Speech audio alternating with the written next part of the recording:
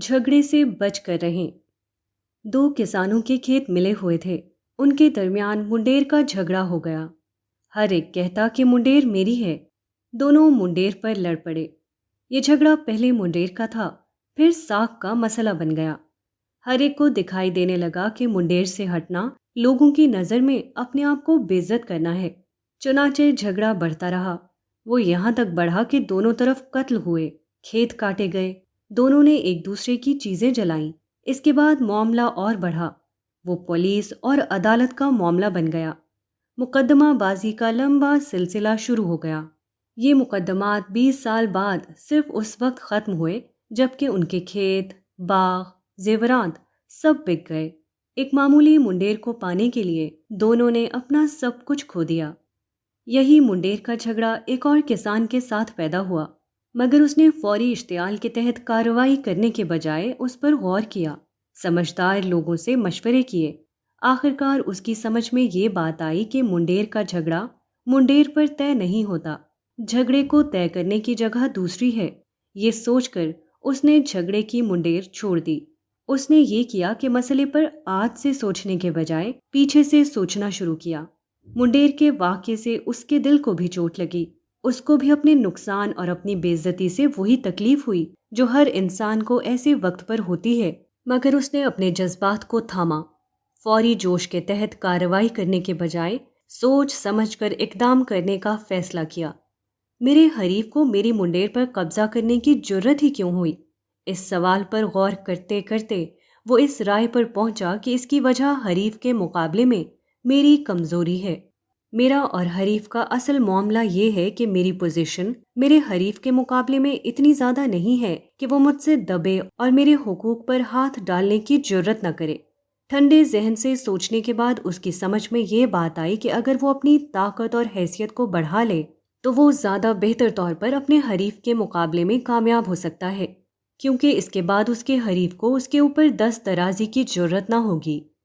اب اس نے اپنے کھیتوں پر پہلے سے زیادہ محنت شروع کر دی۔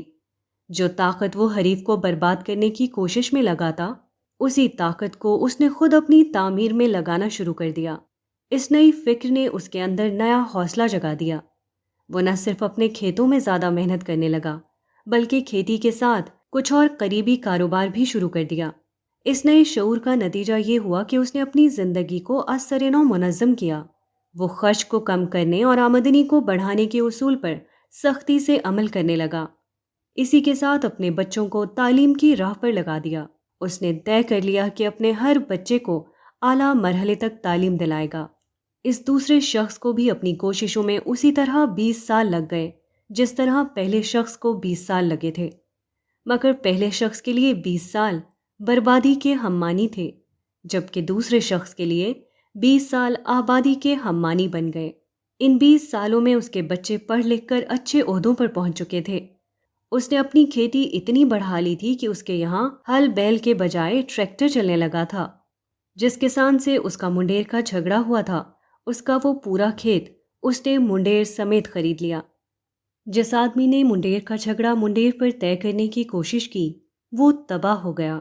اس کے برعکس جس نے منڈیر کو چھوڑ کر دوسرے میدان میں مقابلے کی کوشش کی، وہ آخرکار نہ صرف منڈیر کا مالک بنا بلکہ حریف کا پورا کھیت اس کے قبضے میں آ گیا۔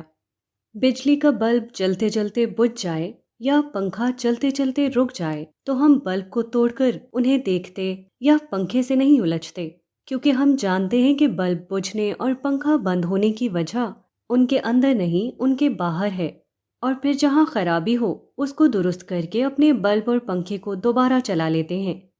انسانی معاملات بھی اکثر اسی قسم کے ہوتے ہیں، مگر عجیب بات ہے کہ بلب اور پنکھے کے معاملے میں جو بات آدمی کبھی نہیں بھولتا، اسی بات کو انسانی معاملات میں ہمیشہ بھول جاتا ہے۔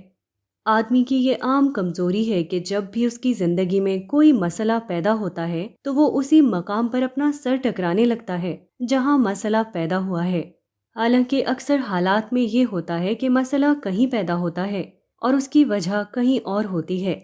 حال کا ایک واقعہ اکثر ماضی کے کسی واقعے کا نتیجہ ہوتا ہے۔